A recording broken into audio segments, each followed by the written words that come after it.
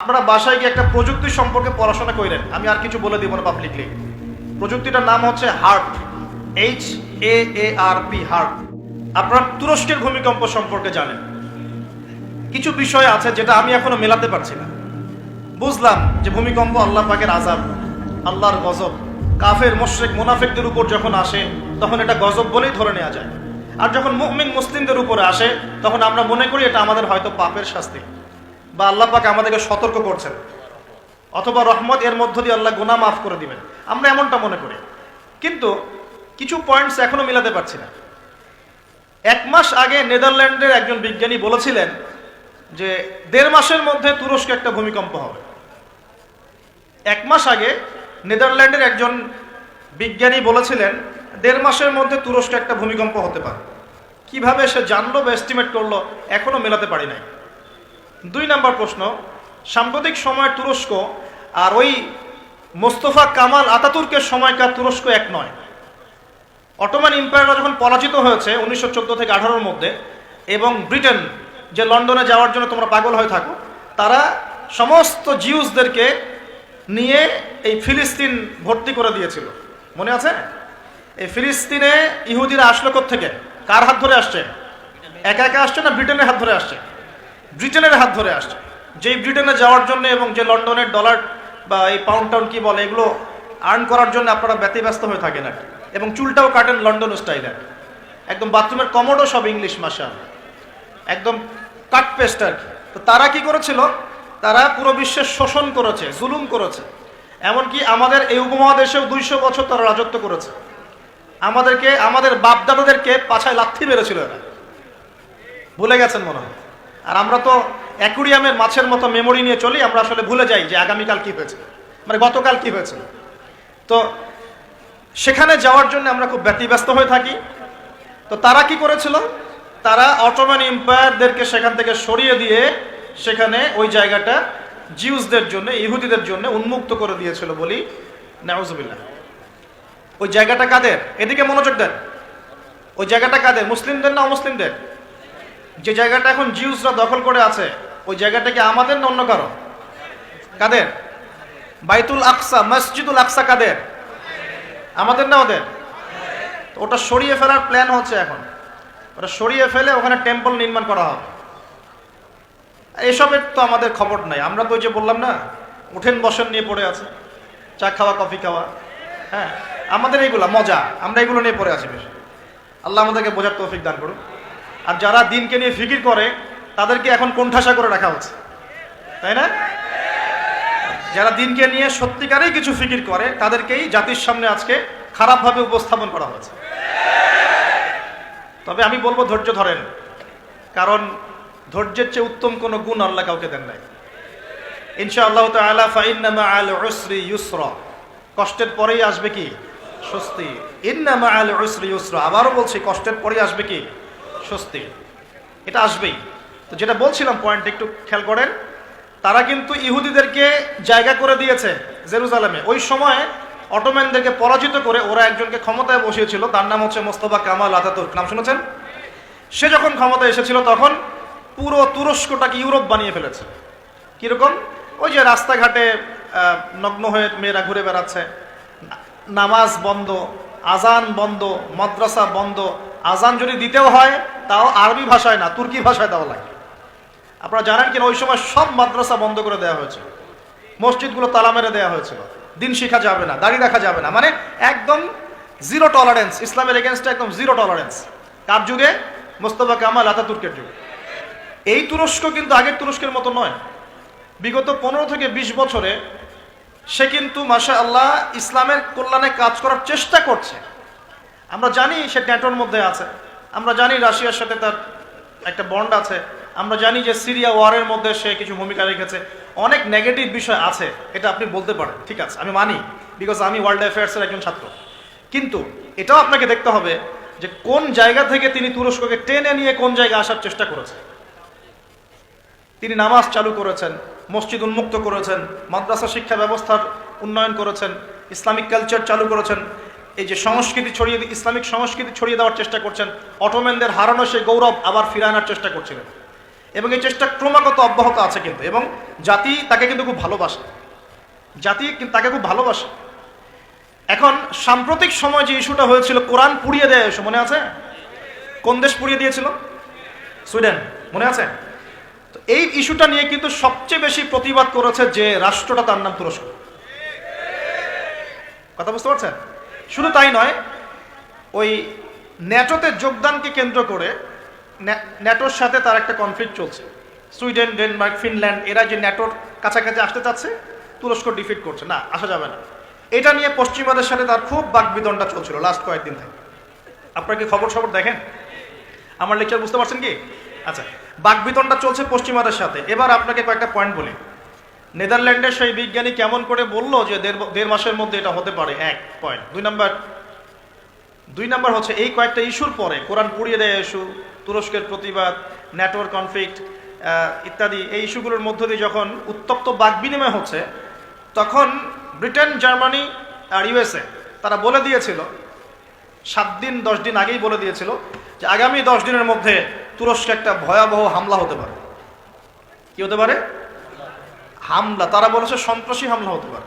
রাষ্ট্রমন্ত্রী brief করছিলেন, দেখলাম তিনি বলছেন যে তারা বলছে আমাদের এখানে কিছু একটা হবে, কিন্তু কি হবে, কিভাবে হবে তারা বলছে না। এই পয়েন্টটা এখনো মিলাতে পারছি না। আর তৃতীয় পয়েন্টটা আরো মারাত্মক। এই ভূমিকম্পের ঠিক 3 দিন আগে ওই 3টা কান্ট্রি তুরস্ক থেকে তাদের কনসুলেট, যে পররাষ্ট্র অধিদপ্তরগুলো থাকে, এগুলো গুটিয়ে চলে গেছে দেশে। তারা কেন 2 দিন আগে 3 দিন আগে সব গুটিয়ে চলে গেল? তবে কি তারা কিছু জানতো? তবে কি এখানে কোনো কিন্তু আছে? থাকতে পারে। আমরা তো গায়েবের খবর জানি না, জানি গায়েবের খবর আমরা জানি না। তবে এই কয়েকটা প্রশ্ন মনের মধ্যে খুব দানা বাঁধছে যে কেন যে পাপগুলোর কারণে এই জালজালা আসবে, নবীজি বললেন। এই যে পাপগুলো আপনাকে বললাম একটু আগে, যে পাপগুলোর কারণে জালজালা, ভূমিকম্পগুলো আসে, এই পাপ তো আমরাই সবচেয়ে বেশি করছি। তা আসা তো কথা আমার এখানে থাকে, বুঝতে পারছেন না মনে হয়? মাদক দ্রব্যের প্রচলন বাংলার মাটিতে বেশি না কম? কত বেশি? প্রচন্ড রকম বেশি। বেশি না? নগ্নতা, বেহায়াপনা বেশি না কম? গান বাজনা, বাদ্যযন্ত্র বেশি না কম? সংস্কৃতির দোহাই দিয়ে আমরা সবাইকে এগুলো শোনাচ্ছি কিনা? নগ্নতা, ব্লু ফিল্মস, পর্নোগ্রাফিতে আমরা কি পিছিয়ে নিয়ে এগিয়ে? করাপশন, দুর্নীতিতে আমরা কত নাম্বার? আজকে আসছি 12, আগে ছিল 13, আজকে হয়েছে 12। মাশাআল্লাহ, উন্নতি হয়েছে আমাদের। আচ্ছা, তারপরে এই যে আমানতের খেয়ানতে আমরা পটু না কম না বেশি? একটা হাতি উপর থেকে আস্তে আস্তে এখানে মাছি হয়ে যায় কিনা? একটা হাতি উপর থেকে আস্তে আস্তে মাছি হয়ে যায় কিনা? মানুষ সম্পদ লুটে পুটে খাচ্ছে কিনা? তো ভূমিকম্প আসার যে কারণগুলা, এগুলো তো আমরা ফার্স্ট। তাহলে ওখানে এত বড় আযাব কেন? এটা প্রশ্ন না? আল্লাহ পাক উত্তর ভালো জানেন। তবে হতে পারে এটা পুরো মুসলিমদের জন্য একটা শিক্ষা। যদি তোমরা সতর্ক না হও, তাহলে তোমাদের কাছেও কিন্তু এই আযাব আসবে। আর ওই বিজ্ঞানী, যে বিজ্ঞানীর কথা বললাম, তার ব্যাপারে আজকে রিসার্চ করতে গিয়ে দেখলাম সে আরো একটা নিউজ দিয়েছে। সে বলেছে যে খুব সাম্প্রতিক সময়ে, অদূর ভবিষ্যতে, সে বলছে যে চায়না, পাকিস্তান, বাংলাদেশ, আফগানিস্তান, এই পুরো কন্টিনেন্টে আরেকটা ভয়াবহ ভূমিকম্প হতে যাচ্ছে। দুটো প্রশ্ন করবো, সে কেমন করে এস্টিমেট করতে পারে, আর তার কথা ফলতেছে কিভাবে? তবে সায়েন্স বলছে, এবং কোরআন হাদিস থেকে আমরা এটাও দেখছি যে হ্যাঁ, ভূমিকম্প যে পাপের কারণে আসে, এই পাপগুলো আমরা কিন্তু করছি, কম বেশি সবাই করছি। আর 2 নাম্বার হচ্ছে যে টেকটনিক প্লেটের কথাগুলো বলা হয়, বা এই যে ফ্রন্ট লাইনগুলোর কথা বলা হয়, এগুলোও কিন্তু আমাদের দেশ, পাকিস্তান, আফগানিস্তান, চায়নার দিকে আছে, মায়ানমারের দিকে আছে। আর এটা হাদিস থেকে আমি জানি যে কিয়ামতের আগে আগে 3টা বড় বড় ভূমিকম্প হবে। কয়টা ভাই? 3টা। এই কিয়ামতের 10টা বড় আলামতের মধ্যে এই 3টা হচ্ছে অন্যতম। নবীজি বলেছেন, একটা হচ্ছে পৃথিবীর পূর্ব দিকে, যেখানে আমরা বসবাস করি, Bangladesh, Pakistan, Sri Lanka, India, Myanmar, Indonesia, Malaysia, এই পূর্ব দিক, এদিকে একটা ভূমিধস হবে। একটা হলো পৃথিবীর পশ্চিমে, মানে ওই যে পশ্চিমা সভ্যতা, যেখানে যাওয়ার জন্য আপনি ব্যতিব্যস্ত হয়ে আছেন। আর 3 নাম্বার হচ্ছে পৃথিবীর মাঝখানে, জাজিরাতুল আরবিয়া, আরাবিক পেনিনসুলার মধ্যে একটা ভূমিকম্প হতে পারে। এই 3টা হবেই, রাসূল সাল্লাল্লাহু আলাইহি ওয়াসাল্লাম বলেছেন। আর তিনি আরো বলে গেলেন, বা'দাহু সানাওয়াতু জালাজিল, মহামারীর পরে আসবে ভূমিকম্পের বছরগুলো। এই পুরো বিষয়গুলো একত্রিত করলে আমাদের সচেতন হওয়ার দরকার আছে কি নাই? এখন কি আমরা সবাই 20-30 তলা বিল্ডিং বানানো শুরু করব? সচেতন মানে কি? আমরা কি আশ্রয় কেন্দ্র বেশি বেশি বানানো শুরু করব? আমরা আরো ওই যে কিছু কিছু সিমেন্টের অ্যাড দেখায়, এই সিমেন্টে বাড়ি বানালে ভূমিকম্পেও কাঁপবে না, এগুলো করব আমরা? নাকি সর্বপ্রথম কি প্রয়োজন? আধ্যাত্মিক পবিত্রতা প্রয়োজন, তাসকিয়া প্রয়োজন। আল্লাহ পাক আমাদের সবাইকে তওবা করে ফিরে আসার তৌফিক দান করুন। একই সাথে পশ্চিমাদের সমস্ত ষড়যন্ত্রের ব্যাপারে চোখ কান খোলা রাখার তৌফিক দান করুন। দুটোই দরকার আছে, আছে কি নাই? দুটোই দরকার আছে। আপনারা বাসায় গিয়ে একটা প্রযুক্তি সম্পর্কে পড়াশোনা করেন, আমি আর কিছু বলে দিব না পাবলিকলি। প্রযুক্তিটার নাম হচ্ছে হার্প, HAARP, হার্প। এই প্রযুক্তি কি, কেন, এ দিয়ে কি করা যায় না করা যায়, এটা নিয়ে একটু বাসায় গিয়ে পড়াশোনা করে দেখেন, মনে থাকবে? HAARP, হার্প, মনে থাকবে? এখনই গুগল সার্চ করে দেখে দেন, বাসায় গিয়ে পড়াশোনা করেন কি জিনিস, এটা কি করা যায় এটা দিয়ে। আপনাকে বলে দেই, দাজ্জাল কিন্তু জলবায়ু নিয়ন্ত্রণ করাও শুরু করবে, কারণ সে পুরো বিশ্বটা শাসন করবে। দাজ্জাল বৃষ্টি দিতে পারবে, দুর্ভিক্ষ দিতে পারবে, প্রোগ্রেসও দিতে পারবে। 40 দিন সে বিশ্বকে শাসন করবে, যার প্রথম দিনটা হবে 1 বছরের সমান, দ্বিতীয় দিনটা হবে 1 মাসের সমান, তৃতীয় দিনটা হবে 1 সপ্তাহের সমান, বাকি দিনগুলো হবে আমাদের দিনের মতোই। প্রত্যেক ভূমিকম্পেই পৃথিবীর আর্নিক গতির পরিবর্তন হচ্ছে। সায়েন্টিস্ট এখন বলছেন পৃথিবীর ভিতরে ইনার কোর বলে যে জায়গাটা আছে, এটা এখন উল্টা দিকে ঘোরা শুরু করেছে। তো একদিন যে 1 বছরের সমান হবে, এই বিষয়ে আমার কোনো সন্দেহ নাই। মহাবিশ্বে এমন কিছু একটা হবে যাতে করে পৃথিবীর আর্নিক গতির মধ্যে পরিবর্তন আসবেই। না হলে নবী সাল্লাল্লাহু আলাইহি ওয়াসাল্লাম বলতেন না প্রথম দিনটা হবে 1 বছরের সমান। সাহাবীরাও প্রশ্ন করছেন, ইয়া রাসূলুল্লাহ সাল্লাল্লাহু আলাইহি ওয়াসাল্লাম, আমরা তখন কিভাবে নামাজ পড়ব? নবীজি বললেন, তোমরা অনুমান করে হিসেব করে নামাজ পড়ে নিবে। মনে করেন যদি এখন সূর্য আর না ওঠে, তাহলে কি আমরা একটা টাইম বের করে করে নামাজ পড়তে পারবো না? মনে করেন সকালে সূর্য উঠেছে আর রাত হচ্ছে না, আটকে গেছে পৃথিবী, তাহলে কি টাইম হিসেব করে করে নামাজ পড়তে পারবো কিনা? নবীজি এই পরামর্শ দিচ্ছিলেন যে তোমরা সময় হিসেব করে নামাজ পড়ে নেবে। দ্বিতীয় দিনটা হবে 1 মাসের সমান, আর তৃতীয় দিনটা হবে 1 সপ্তাহের সমান। এবং সে এই পৃথিবীটাকে শাসন করবেই।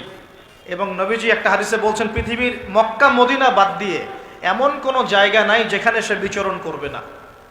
সলফে সালাহিন বলছেন তার বিচরণ দুভাগেও হতে পারে। এক, সে নিজে বিচরণ করবে, আল্লাহ তাকে সেই ক্ষমতা দিবেন, অথবা সে প্রত্যেকটা জায়গায় তার অনুসারী তৈরি করবে যারা তার হয়ে কাজ করবে। দুটো ব্যাখ্যাই যৌক্তিক, যৌক্তিক না? একজন ব্যক্তি কি একা একাই বিশ্বকে শাসন করতে পারে, নাকি তার কোনো ফলোয়ার্স লাগবে? ফলোয়ার্স লাগবে না? এখানে তার ফলোয়ার্স কারা? নবীজি বলছেন ইস্পাহানের 70,000 ইহুদি তাকে ফলো করবে। কত হাজার? 70,000। আর আপনাদেরকে জানিয়ে রাখি, তাদের ধর্মগ্রন্থে একটা ধোঁকা আছে। কি ধোঁকাবাজি? তারা মনে করে যে তাদের একজন মাসিহ আসবে। কে আসবে? মাসিহ মানে ত্রাণকর্তা, উদ্ধারকারী, যে আসলে তারা বিশ্বকে শাসন করবে। কারা এমনটা মনে করে? ইহুদিরা মনে করে।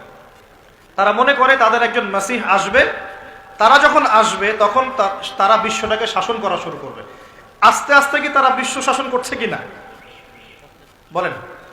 ধীরে ধীরে কি তারা বিশ্বের শাসন ক্ষমতার দিকে এসেছে কি আসে নাই? আসছে। যদি আপনি পড়াশোনা করেন তাহলে দেখবেন বিশ্বের বড় বড় ডিপার্টমেন্টগুলো, for example geopolitics, political system, economics, finance, media, প্রযুক্তি, এই যে বড় বড় ডিপার্টমেন্টগুলো আছে, এগুলো কিন্তু মোটামুটিভাবে তারা শাসন করা শুরু করেছে। শুধু প্রকাশ্যে এসে ঘোষণা দেওয়া বাকি আছে। এটাও অচিরেই হবে, এটা আমরা বিশ্বাস করি। কারণ এটা না আসা পর্যন্ত তো ঈসা আলাইহিস সালাম আসছেন না। দাজ্জাল যখন শাসন না করছেন তার আগ পর্যন্ত কিন্তু ঈসা আলাইহিস সালাম পৃথিবীতে আসবেন না।